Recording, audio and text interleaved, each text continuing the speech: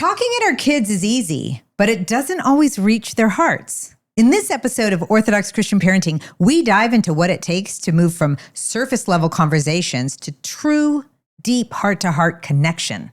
Discover how this kind of communication not only helps your children feel profoundly known and loved, but it also opens their hearts to encounter Christ and to build an inner life that will carry them through every season of their lives.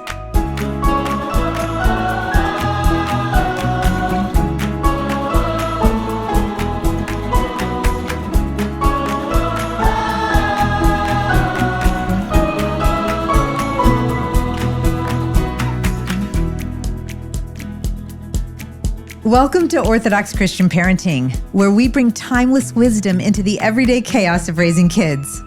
I'm Michelle Mujayas, and I'm so glad that you're here. Now, let's be honest. Parenting is noisy and active. I mean, there's really no other way to say it. Between homework and chores and so many activities and meltdowns and "Mom, watch this" for the 100th time, it can feel almost impossible to have real conversations with our children. And regardless if your kids are 7 or 17, it's the same. Maybe we find ourselves talking at them, or maybe they're only half listening as they scroll. But all too often, before we know it, the opportunity to have real moments with our children can pass. But what if communication could be more than just words flying back and forth, or just swapping info on the day, or us just preaching at our kids, which I know I do all too often?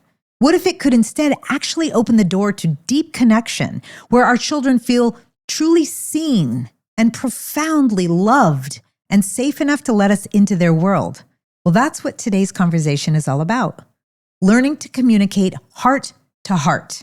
Because when we do, our children don't just learn to listen, they actually begin to discover what the church calls their inner life, which is the very place where they can encounter Christ and grow into the fullness of life in the church. And to walk with us on this conversation is one of my absolute favorites. I met him over a decade ago when we worked together on Faith Tree's very first offering called the Lionheart Sessions. And I can promise you, he's not only brilliant, he's hilarious. He makes learning about the faith super fun. He is the one, the only George Papageorge. George is a licensed marriage and family therapist with more than 35 years of experience working with young people and families in his thriving Pleasanton, California practice. He also serves as a professor of family therapy in the graduate program of counseling psychology at Santa Clara University. And as if that's not all enough, George also directs the family wellness ministry for the metropolis of San Francisco in the Greek Orthodox Archdiocese. And there, George and his team provide education and training in family wellness and mental health, which really advances the healing mission of the church. Many of our young people even know him through his involvement for so long with the Crossroad Institute. But whether you know him or not, I can't wait for us to learn from him together, because I can promise you, you're going to love him as much as I do. Welcome, George. Wow, that was a great intro. Thank you very much. I love it. I love it. I could brag on you all day long. Yeah. Well, I'm excited because what we're talking about today is something that a lot of parents in the Orthodox world have told us is really important to them. And we know it's important, but we don't always necessarily know how to do that. And that's connection. Yep. You know, I know even with my own 4 kids, staying connected with them in the busy season of parenting can be kind of hard. So I'm excited to learn from one of the masters because you know a lot about connection. And in your clinical practice, I know that you are really helpful for so many people, helping them understand how to connect. So let's just go, talk to us about connection and talk to us about what we as parents can do to really have those heart-to-heart connections that you talk about so often. Absolutely. You know, I really like the fact that we could just start with that word connection. It gets us on the right track. And really for all parents listening, I wouldn't mind that being almost like an organizing principle, the idea of, is connecting going on? Or what do we think connecting is? How do we understand that in every conversation? How do we understand that in the life of our family? A guy named Dr. John Gottman, well known in his actually marriage research from the University of Washington. Actually, the one guy in the country that is known for scientific studies on marriage. Why scientific studies on marriage? Because he studied the same couples for 25 years and came up with all this longitudinal studies on what's true about thriving couples and couples that are hurting. And then when I saw he did research on young people and parenting, I jumped right into his research. From all the research, he says all of us parents fall into one of 2 broad categories. Right then I stopped. I thought one of 2 broad categories. I got a little paranoid. What categories are they? Which one am I in? Which one am I in? I thought of Matthew 25, the sheep and the goats. Lord, I hope I'm in the right category. Please. And so he says, one of two broad categories, those who guide their children in the world of emotion and those who don't. Ooh, so right there, we pause, right? So when we think about this idea of connecting, we might begin to put a little emphasis on, am I tuning in to the emotional life of my child? What he calls EQ, or emotional intelligence. This idea of how do I foster and cultivate emotional connection, and this idea of emotional intelligence as I see the life of my child being played out day to day. Okay, wait, I have to say that back because I'm not the sharpest tack in the box. So let me say it. So you're saying that connection is paying attention to the emotional life of your child. So that's what breeds connection. And parents either do or they don't. Right. From his standpoint, parents get so busy and get so concerned about the direction of their child. Sometimes they're looking at all the exterior parts of the child's life, and forgetting about the inner life that you spoke of already. So the idea of, can I tune in? Can I track? Can I connect with what's going on emotionally? And can I seek to understand what's going on as my child seeks to say anything? Am I looking at that in way of saying, what does that mean emotionally as I understand my child? Okay. So let's talk, when I think about connection, or I think about my kids, it's, that they are known and that they know that they are loved. That's what I think of with connection. So is that fair? That's perfect. And it's right on target there, because as we think about them being known, it means that we have to be careful that we haven't scripted that for them already, because that comes in the form of expectations. And so sometimes we love our children so much, we sort of unknowingly set up these expectations, and they don't meet our expectation, then we almost redirect it toward what we want to hear and say and hear from them. And so we think about being known, it would be a communication that does tune into understanding what they're saying. Now, keep in mind, the deepest emotions of a child will come out in the most often erratic and volatile ways. Okay. So if you see a little bit of attitude or reaction, sometimes even they call it acting out, that's actually a clinical term. Very often we think it's a figure of speech. My kid's just acting out, and we think of it just misbehavior, them being spoiled. Acting out is a clinical term because cognitively they don't have all of the tools to describe everything of what they're feeling. And it's to be expected that deep emotions in a child come out in their behavior. And in fact, their misbehavior. Yeah. The more that it's misbehavior, typically it's a sign there's a deeper emotion. Okay. But they're not the only ones having deep emotions. When they're sharing their deep emotion coming out in misbehavior, I know where you're going with right? this. Guess what happens, right? Yeah. And so that starts triggering what's going on inside of us. Yeah. The number one emotion among the most caring parents is fear. Oh, for sure. Right? So we're carrying that fear. We see the misbehavior, and all of a sudden we just jump on the behavior, try to correct it, all the while missing the EQ, the emotional intelligence, looking for what's going on in the life of the child, what's in the emotion of what the child is saying or doing, and how can I better understand what's going on for them at that moment in their emotional life. I have 1,000 questions about what you just said. The first thing, I'm going to just riff on everything that came to my mind. Number one is, oh my gosh, I do that. Sorry to my 4 kids. Number 2 is, of course I'm scared because it's not, I can't control it. So if they're acting out, also, if let's say they're acting out in church, or they're acting out in college, or they're wherever they are, what if people know? And then another thing, sorry, I know I'm vomiting all of it on you, but let's go. Yep. What's the alternative? Right. If I can't control it, how do I know if it is safe and if I shouldn't be afraid, right? Especially in today's world, there's so many really extreme things happening with kids. Absolutely. To have fear is to be expected and understood. And really in our modern era, we might even have the impression already that it seems like there's more to be afraid of. And that's very realistic. Yeah. However, this is where our emotional life comes into play. Okay. Am I driven by fear?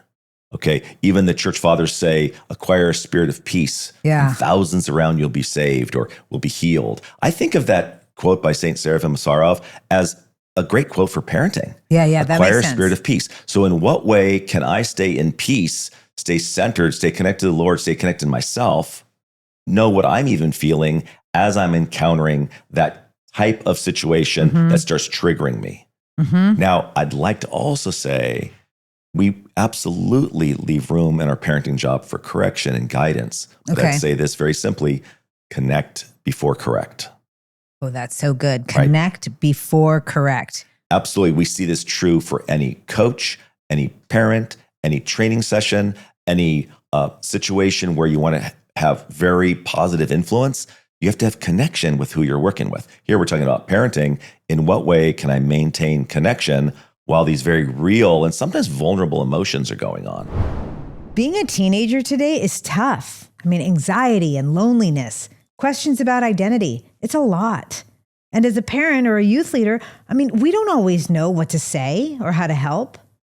That's why Faith Tree created the Relationship Project, a 3-part series that equips your parish to guide teens through conversations on identity, intimacy, and good mental health.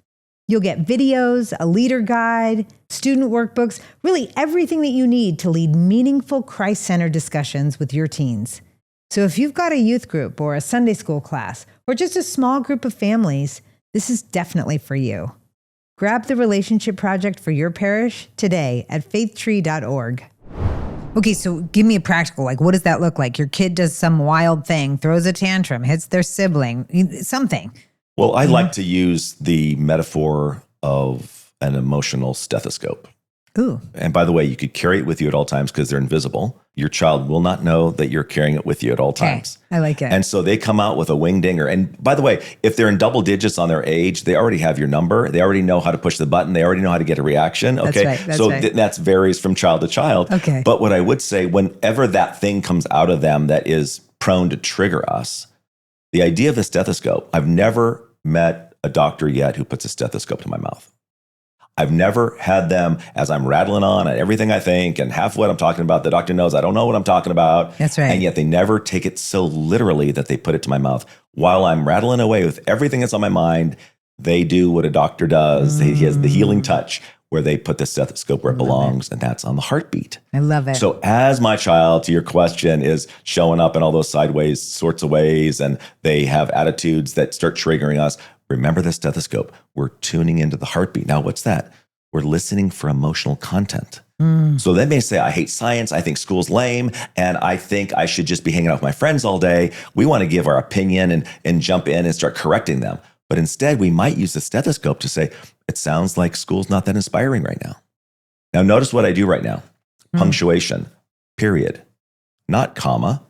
Our tendency is, comma, oh my gosh, you know you're never going to make it in life. You have an attitude like that. And so we back it up. Now just notice even the heart rate of what I'm saying. Hey, sweetie, it sounds like school's not inspiring right now. Period. Breathe is our chance to breathe, catch our breath, and we see where they want to go with that. But in that moment, they were heard for something they said.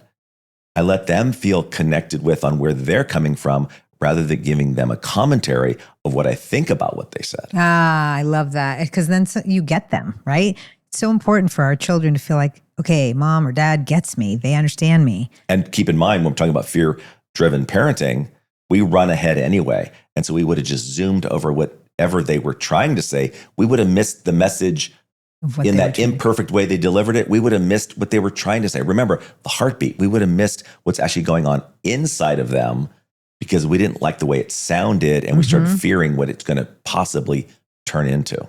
Well, okay, so let me press in this for a second. I know, again, the realities of the world we live in now are a little different than when I think our parents were raising us, and things can go south. And there are dangers that seem a little bit more immediate and extreme. Where can we lean into faith over that fear? Because I know for my children, if they're like, school's not inspiring right now, or however it came out, I'd be like, oh my gosh, they're not going to go to college. Right. That's it. Right. Well, this brings up absolutely the most important point of parenting. Okay. Let me put it this way. The Lord blesses us when we get married because it's his way of getting at all our unhealed parts. Okay. And so it's in the life of marriage where all our unhealed parts show up. Yep. We tend to be tempted to think it's the unhealed part of our partner, but it's really in us, right? Yeah. Sorry, babe. And so if that's not enough, he blesses us with children. And in the process of parenting, it will reveal our unhealed parts. So to your question, it's not uncommon that our fears are kind of like a runaway train. We're not deluding ourselves to think that it's some perfect world, my kid's safe at every turn. It's very realistic to have the fears. It's something different to be fear-driven. Now, keep in mind, what we know in research is fear turns to control. So not only will my fear possibly not tune into the emotional life of the child and find out EQ, emotional intelligence, tune into what they mean by what they just said, but also we get tempted to convert that fear into control. And so once we get enough triggering going on in our fear, we take over. And then that's when our kids tune out. We take over, they tune out. Mm-hmm. I think it's so painful for parents to see something hard or painful happen to their children. And I think, if I can speak for all Orthodox Christian parents, it can be so painful that we would try and avoid that at any cost. Right. And I think that one of the things that I am constantly thinking through is, like, what does it look like for my kids to struggle? And that's okay. Yeah. In the embrace of our home, in the embrace of our, love and protection. And what happens if it isn't good? Like, what happens if something really does go south? So talk to me about that. How do we kind of acknowledge the reality and then have enough faith to not be fear-driven? Well, let's take a look at a couple things. One is there was an article just a number of years ago on what they call helicopter parenting. And what came out in this article was it came out at a time where the children who were old enough to go to college just went off to college in the generation of helicopter parents. Okay. And so it was the time where they were on their own. The helicopter parent wasn't hovering while they're away at college, and it was the highest freshman dropout rate that year. Ooh. So we see that this fear-driven approach is well-intended, but it hovers so much to avoid any possible thing going wrong that it leads to the underdevelopment of the autonomy and the sort of development of life skills in the child. Mm-hmm. And so we have to kind of reframe this, saying that some of the best ways I'm going to help my child is to actually let my child struggle when they face a struggle. Now, it doesn't mean we're not with them. In fact, we want to be with them. We're just not going to fix them or control them. So in the research of family therapy, they say there's two life forces present in every family. Okay. The idea being that the healthy family has a balance of these two things. Now, what are the two things? Connectedness or togetherness and autonomy. Okay, so now think about that. And this is true from day one. It's just going to take on a different form through all the different stages of our child's life. But keep in mind then, the idea is absolutely when we want to do what it takes to cultivate connection with our child at all the ages, but in what way do we leave room for their autonomy? Mm-hmm. So in the research of family therapy, what it indicates is there's two life forces in every family. Okay.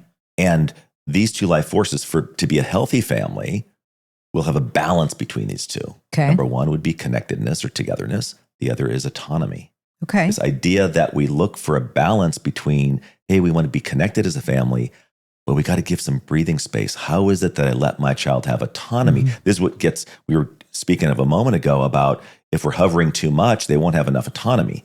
Research would show, in fact, that when they don't have enough autonomy, they don't develop. And so then they either grow dependent, which is the failure to launch situation that we're seeing arise in today, but also that they don't get connected to themselves. It's great to be connected to family, but this idea of being an authentic person is knowing how to be connected to yourself, to have my own view, my own opinion. And if I go sideways a little bit, that my parents aren't going to just freak out to get me in line, but they're getting a sense of where I'm coming from and what something means for me. And this is where, for fear-driven, we kind of snuff it out. Now, if we have some fears, but we're regulating our own emotions, we tend to the emotion within us, because guess what? We have to be connected to ourselves as parents, okay, in order to properly connect with our child. That's a whole other subject we can get to in its own little podcast, is what's it mean to be connected to yourself. But simply to say that idea of, I know what my heart rate is telling me right now. I'm connected to my body. I'm connected to my thoughts. I'm connected to my own inner life. I'm connected to if I can discern if I'm triggered or not. That connection with self gives us some insight and clue on when to regulate our own emotions so that we're available to hear the emotions of our child. As Orthodox parents, we know our children will follow our example. If they see us praying, they'll learn to pray. And they need us praying for them every single day. That's why we created The Encounter, which is a free Orthodox prayer app to help you stay faithful in that rhythm. Morning, midday, and evening prayers. You'll find not only the prayers of the church, you'll find scripture readings, the Psalms, saint stories, and hymns, all right at your fingertips. Because the more rooted we are in prayer, the closer we and our children draw to Christ. Download the Encounter wherever you get your apps or learn more at faithtree.org. So what about parents that don't do that so well? I mean, I'm just thinking about all of the conversations I've had with my children and how often maybe it's been more focused on behavior or on the output as opposed to what are they actually, I mean, even it could be on any number of things, what sports they want to play, what career they want to pursue. If certain behaviors are in alignment with what we know to be true in the life of the church, and that, how do you navigate that if you haven't done that or you aren't as connected to your own inner life? Well, this raises such a fundamental and important question. Okay. We're really called to be connected to our inner life. Yeah. The same we're called to be connected to God and be connected to the love of Christ. We are meant to be connected to our own inner life. Okay. It's kind of like flying blind if we're not connected to our own inner life. Now, keep in mind, the healthy emotional life of the child is modeled by the healthy emotional life of the parent. So get practical. What does a healthy emotional life look like? Like, give me some receipts, output. If I know that they're healthy, what does it look like? So for ourselves, the idea of having a healthy emotional life is that we would have the opportunity to share with our child when we're wrong. Okay, great. So what often happens in the life of the parent is they think it's a choice between being a person or being in the role of parent, the role of authority. And I would say it this way, very often we get that backwards and we have the role takeover and we use it as shield to stay away from our own vulnerable emotions. Okay. And we think the role can take over and we'll just straighten out our kids all along the way and have successful kids. So you're talking showing repentance or asking forgiveness, or if I don't know something, I say it. Exactly. Okay. And also that we would model just our own sense of when we're at all feeling something.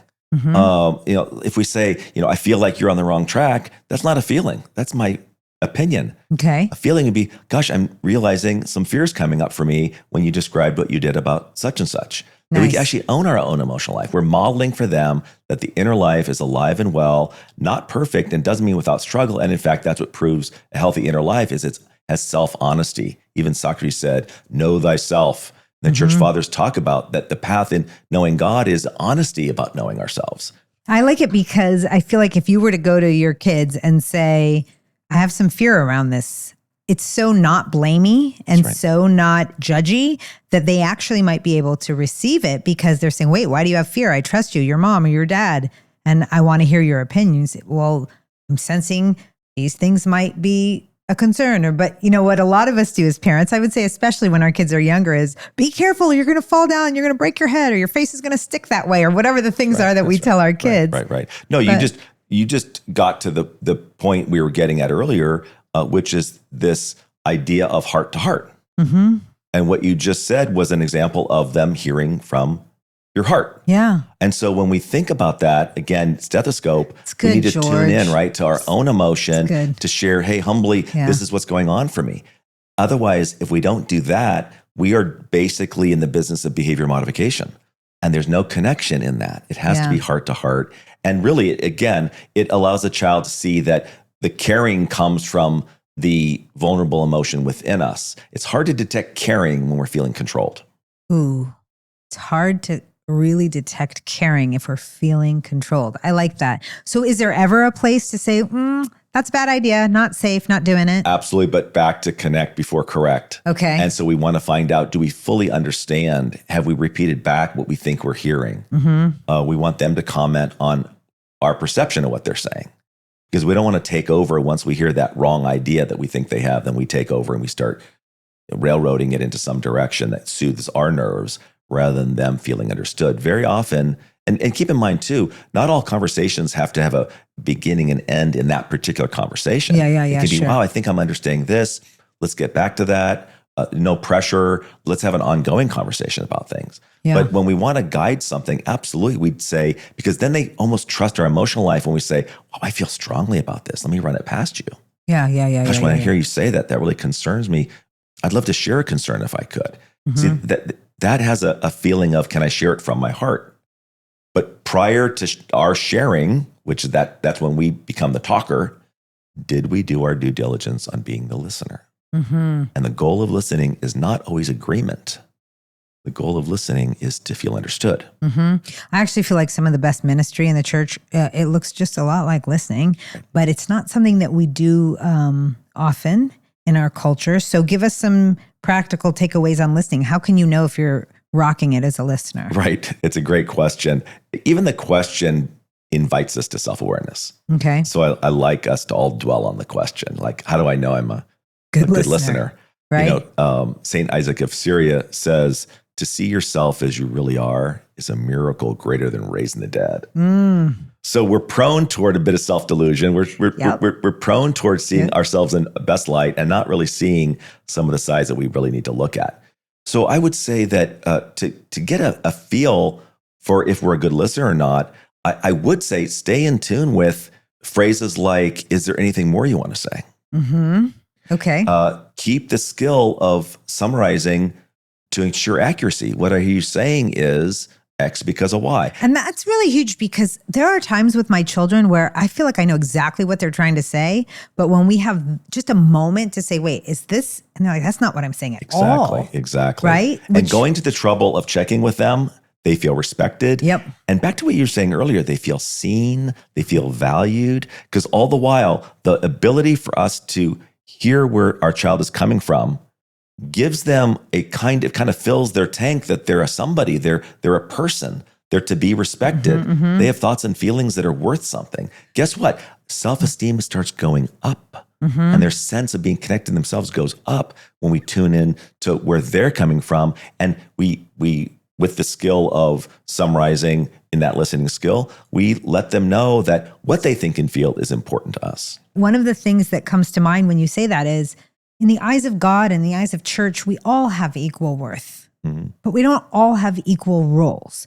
And I think the rub for a lot of parents comes in, there is a bit of a hierarchy in the family life, right? And so how can we honor the equal worth of each of us, but at the same time, like, I'm going to call it, you're not doing that. Right. No, you're not, you know, like I have a responsibility as your protector and provider. Absolutely. So what does that look like? Well, let's say a couple things on that. One would be that if you're not pulling a control statement every other day, when you do feel strongly enough to say, hey, this ain't happening today, they're going to hear it. Okay. And they haven't tuned you out the 500 times you've said it. Okay. So we really want a good leader doesn't come across controlling, really, right? So when we look at the time that we do feel called to step in and the situation really calls for it, absolutely be empowered to step in. Okay. But we could look at how Jesus interacts with people in the Gospels. You know, even John chapter 8, the woman caught in adultery and all the ones who had the role of authority were ready to take care of business and stone her to death. And okay, I follow the rules of my role. And yet Jesus does something. He goes and sits next to her, spends time with her. Now, I think that's the connect before correct, because later he said, go and sin no more. But he spent time connecting. So absolutely, we do step in and have some God-given authority. God-given authority is not the same as a controlling personality. Got it. And we really want to know the difference. That's right. Yeah. So, okay, now what do we tell parents? Because one of the things, we did a massive survey of parents across the Orthodox world in this country, all jurisdictions, and we had some great response. But one of the trends that we saw was that a lot of parents who do really want to support good behavior, just go with that, but with the outcome that seems like it's in alignment with the church's teachings, a lot of them expressed to us that it is a struggle to even get our own stuff together, right? Like, what happens when my kid brings shame to our cultural understanding of what is good, or departs from the church, or does things like, how do we connect in such a way that it's still leading them towards? Does that make sense? Yeah, Did I articulate that okay? Well, I mean, I would say the parable of the prodigal son. So you give them space to kind of wander? I think that now we all define space differently. We all define wander differently. And we have to ask the Holy Spirit to help us in discerning I love that. Okay. Good. All I'm saying though is the controlling parent will step in too early and the laissez-faire parent will wait too long. Oh, wait, let's say that back. So the controlling parent will step in too early. The laissez-faire parent will wait too long. And by the way, that. both those styles are fear-driven. Yes, right? I would believe that. Right. And so we are looking for that discernment, But it's such a relational question that you're asking. Yeah. I've got to know my child enough. This is where the EQ, emotional intelligence, comes into play. Do I know how to pick up the cues of eye contact and leaning in a sense of like, oh, sweetie, this is what I'm hearing. This is what's on my heart. And being able to have kind of interpersonal skills that even in their biggest struggle, we're able to still cultivate that you're loved for who you are. Yeah. And that doesn't mean we turn a blind eye to something that's very concerning, but we do want to know what it means to disconnect from people. Okay. We don't want emotional cutoff. We don't want shame to come into being the primary emotion, even though it may be filling the room with all the triggers going on within us if we're reacting and having deep feelings about our child's behavior. Nonetheless, we're still called to stay connected. Now, that can come in a variety of ways, but again, this is where I want this to be incredibly thoughtful parenting, and it gets more thoughtful the more we get into the depth of our own inner life, this understanding of, wow, a lot is coming up for me. Is what's going to come up for me empower me to stay connected or disable me from staying connected? I love that. Okay, so I'm going to drill even further on this question, because the number one question we got from parents in this survey was, I'm so afraid that my kids aren't going to stay connected in the church. Or sometimes it took the form of, I'm afraid they're not going to marry within the church. Or I'm afraid it will not remain important to them. And so my gut says that what you do to stay connected and kind of step into that role of leadership is different at 7 than it is at 17. Right. But how can parents, especially if we don't know what we're doing, we've never parented a 17-year-old or whatever the scenario is, how can we walk with them, staying connected with them when the stakes are so high? And at what point do you just say, you know what, I can't make every choice for you? Right. What's that look like? Well, yes, the stakes are high, but we want to be careful. The premise of sports psychology is when we focus on the outcome too much, it messes with our game. The idea of the athlete being in his head or heart. Yeah. The athlete that's in their heart is the one connected to the present moment. The athlete gets in their head is the one worried about outcomes. Okay. And sometimes so much so, and we know it in sports psychology, that a very, very talented athlete loses all their superpowers when they start worrying about what's going to happen, the outcome in the future. So we do want to be aware of that. That's good, George. Right? I like that. We want to be aware of that. So really responding to the fear around our kids leaving the church or will they have that as part of their lives and their futures? I would just take us to the present moment to say, in what way is our home the little church?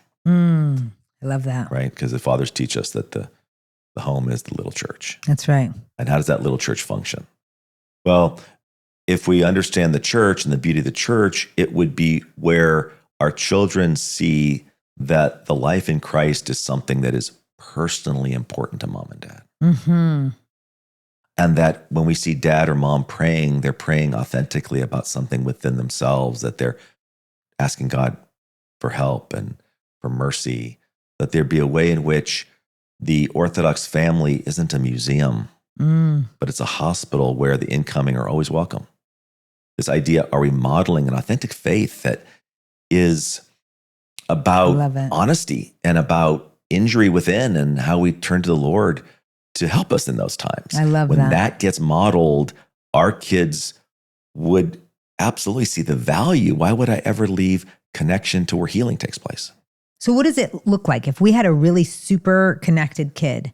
How would we know that? What does that look like? I would say, let me start with a super connected family. Okay. Would be one that has a sense of humor. Okay. A super connected family would, in fact, appreciate the balance between connectedness and autonomy.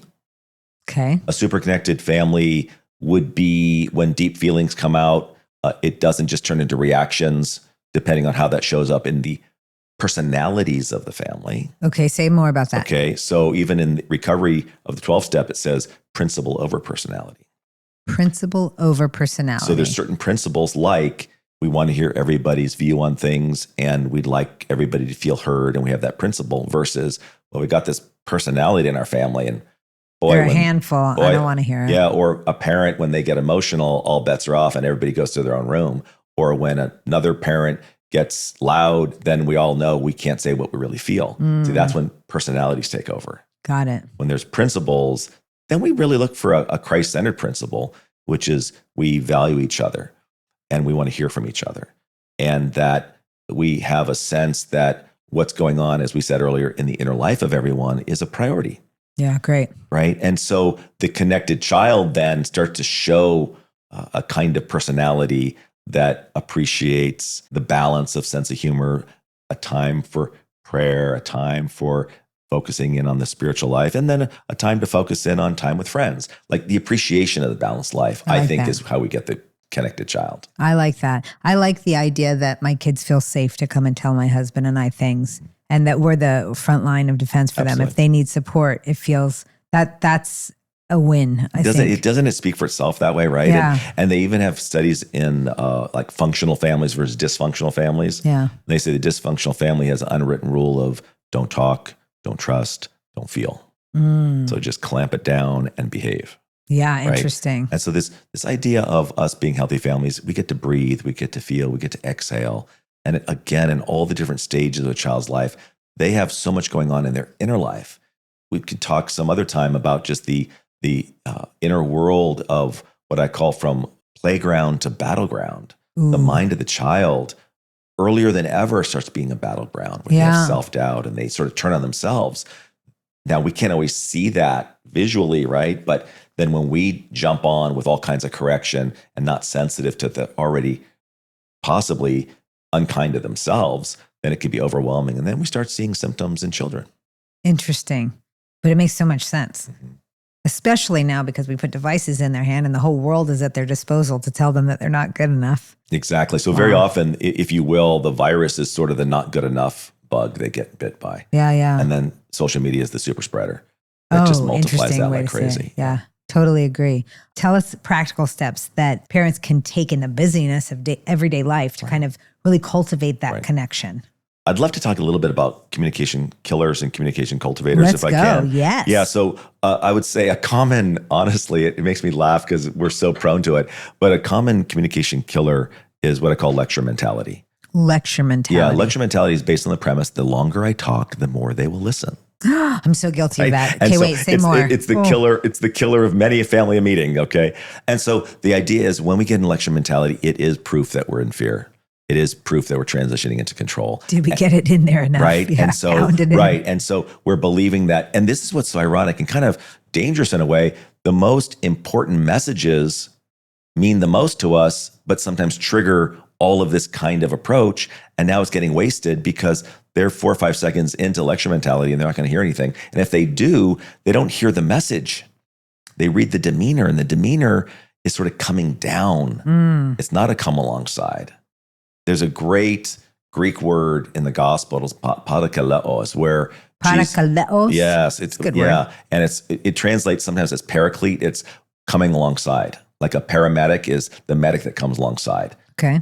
Prodigal is the one who's called alongside. And that's where the Holy Spirit is getting introduced by Jesus when he says, I'm going to leave you guys, but there's a comforter, a counselor, a paraclete coming who's going to come alongside you and be with you and in you. So I love just the imagery of coming alongside.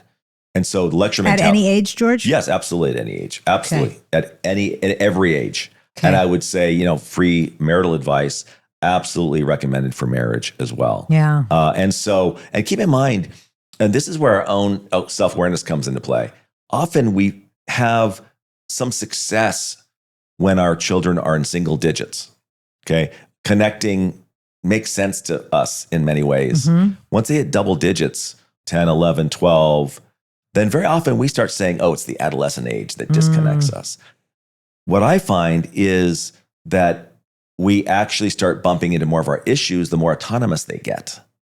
And then it kicks us into communication killers, which would be the first of this lecture mentality. Secondly, I would say what I'd call make up for lost time mentality.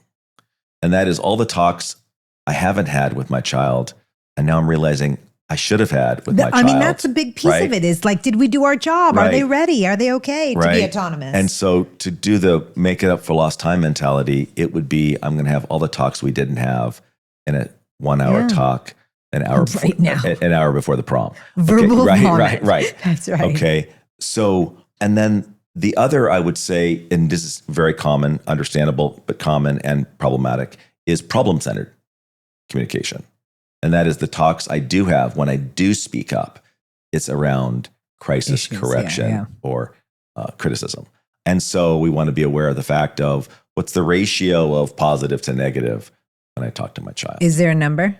Well, back to Dr. John Gottman, in his research on marriage, he says 5 to 1, 5 positive for every 1 negative. And so I snag that in a second, apply it to parenting that much more, and say that, is there a way, and this is the connection before correction anyway, and that is, do I sort of invest in the way in which I connect with my child and notice the beautiful things about them, so that when the correction comes in, it's like, it catches their attention, they're listening rather than feeling like it's a tidal wave every time. My mom used to say 8 to 1. She used to tell us growing up that for every negative comment, there has to be 8 positive comments or else people will not feel good. Oh, that's good. Yeah. So wise. There you go. Yeah. Well, very, very interesting. All right. So this question, we got a couple questions. Can I throw them your way? Please. From our audience?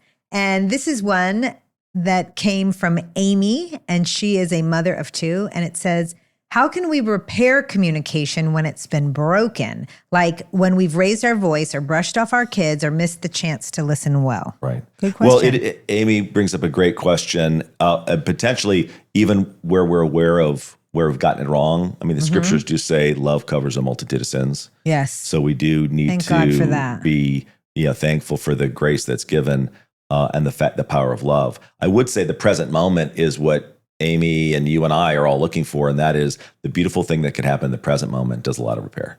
And in fact, even as our children move toward young adulthood, they will give us commentary on the parenting mistakes we've made. Yeah. Right? Yeah. Right? And yet the beauty is cognitively, they're in a pretty good place to appreciate kind of a authentic, humble, here I'm really trying to be myself as I communicate with you. That kind of authenticity does a lot of repair.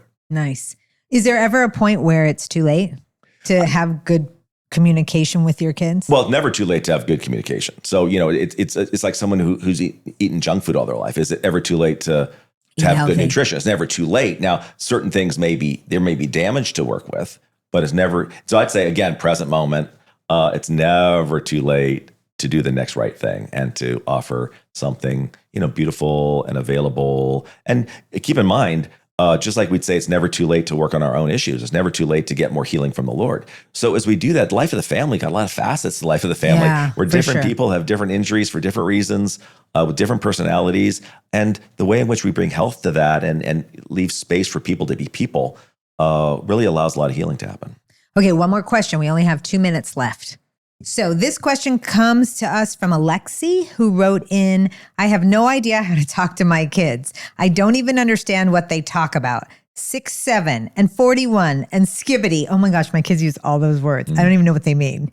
What in the world can I do to stay current and relevant? It's like they speak a foreign language. Well, gosh, Alexi. But I totally hear her. Every day the terminology changes. The things that we need to know about changes. I think all the more the EQ comes in. And that is, there is such a thing as having insight on like reading our child and having a sense of whatever they just said. Is it something they're delighted about? Is it something they're stressed about? Is there something that they are complaining about? Let me have a sense of tuning into where they're coming from. I like that. I can't be an expert in all of youth culture, but I want to be an expert in tuning into the heart of my child. All right. In our last few minutes, George, any last thoughts? Anything that you'd want to share with our audience about connection? I mean, certainly what we don't want to miss on connection is our connection to the Lord and such a holistic life we live. We have our bodies, we have our minds, we have our hearts, and we have our spiritual life. And the way in which we could have a proper understanding of God himself, because sometimes we take some of our unhealed parts, we project it on as if there's an angry God or I'm not good enough, any of that. So I would just encourage all of us in all of the areas of family life that we personally each would have a very vital and kind of loving connection with the Lord. I love that. And recognizing that we'll fall, but in the Christian life, we got to get back up. Well, try again. In the Christian life, that models that we all fall, including our children, and so that kind of love, back to the prodigal, that should be the parable of the enduring love of the Father. Is that parable, right? We put focus on the prodigal, but really the focus is on the enduring love of the Father. And so And also, as the prodigal came to himself, he turned toward the Father. Yes. This is why we encourage our kids to be in tune with their emotional lives, because the more authentic they are, the more honest ultimately they'll be. The more honest they'll be, the more they're going to turn toward the Father and the house of the Father. I love it. Thanks for being with us and all the good work that you do. Will you come back again? Absolutely. I'd love to. I love it. Great. Thank you, George Papageorge. And thanks to you for listening to this week's episode of Orthodox Christian Parenting. You know, every week we're here to help you raise children who know Christ and who love him and who, God willing, will spend their whole lives trying to be like him. And hey, listen, if this episode blessed you, would you consider doing us a favor? Would you consider leaving a review or sharing it with a friend? And here's why. Because when you do that, it helps more families like yours find the show. And one last thing, if you want to go deeper, you can download this week's free discussion guide in the show notes, or you can go and download it from faithtree.org/parenting. This guide is just a free gift to you and your family, and it's a great opportunity for you to think more deeply about all that we talked about with George today. And you can go through the questions with your spouse or with your friends, with a godparent, or even your community at church. You definitely want to check it out. God willing, I will see you next time.